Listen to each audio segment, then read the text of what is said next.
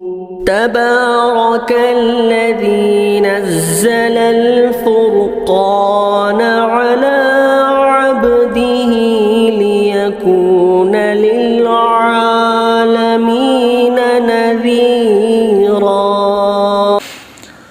اسی طرح ہمارے ایک عزیز نے سوال کیا ہے، مفتی صاحب فدیہ کیا ہے، کس عمر میں اور کس حالت میں دیا جاتا ہے، کتنا دینا پڑتا ہے اور کس کو دینا چاہیے، جبکہ عمر 70 پر 4 70 پر 5 سال ہو، بیماری اور کمزوری کی وجہ سے روزے کی طاقت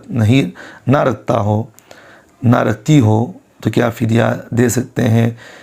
سوال کرنے والے محمد امین صاحب متحد پردیش۔ دیکھیں بھائی، فدیہ کا جو تعلق ہے وہ عمر سے نہیں بلکہ بیماری سے ہے، معذوری سے ہے۔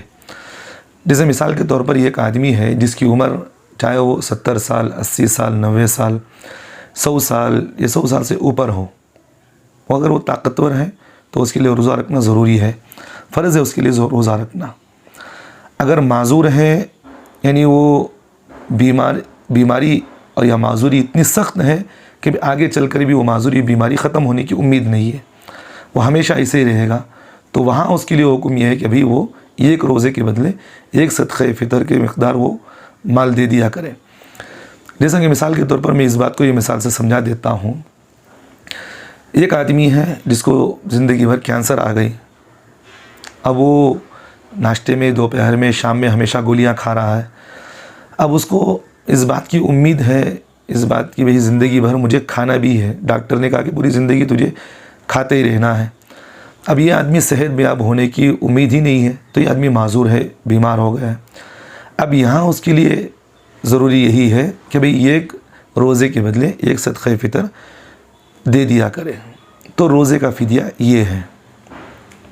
اور دوسرا آپ نے مجھے سوال یہ پوچھا کہ فدیے کی مقدار کیا ہے۔ دیکھیے فدیے کی جو مقدار ہے وہ ایک صدقہ فطر ہے، اور اس کی قیمت کیا ہوگی آپ اپنے علاقے میں معلوم کریں، کیونکہ سال سال اس کی قیمتیں بڑھتی رہتی ہیں، گھٹتی بھی رہتی ہیں، ہر علاقے کے اندر گھٹتی بڑھتی رہتی ہیں۔ تو صدقہ فطر کی مقدار ایک روزے کے برابر جو ہے اس کے روزے کا فدیہ ہے۔ اور اسی طرح فدیے کا مصرف کیا ہے؟ دیکھیے فدیے کے جو مصارف ہیں وہ فقراء اور مساکین ہیں، اور اگر کوئی آدمی رمضان میں روزی نہیں رکھا، اس کا اگر فدیہ دینا چاہ رہا ہے تو فقراء اور مساکین کو دینا ضروری ہے۔ اگر مالدار کو دیں تو پھر ادا نہیں ہوگا، فقراء اور مساکین کو دینا ہی ضروری ہے۔ امید ہے کہ آپ کے ہر سوال کا جو ہے جز کا جواب میں نے دے دیا ہے، آپ کو سمجھ میں بھی آ گیا ہوگا۔